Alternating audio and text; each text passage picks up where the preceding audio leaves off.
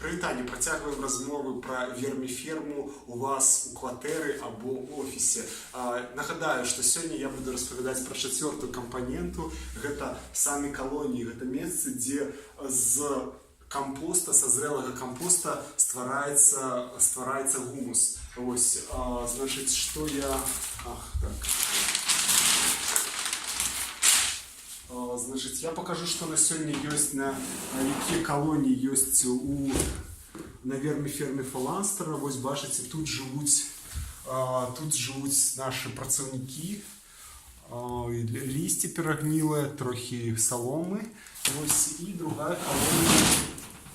друга колонія так само. Ось відбувається, бачите, тут ще можна зауважити парештки від арахіса, які ми їли, ось фісташкові парештки, ну і так далі. Усе, зараз тут працюють наші білоруські апарати, це навозний червень, про який я вам вже казав, ось тут інструкція, да, якими користатися.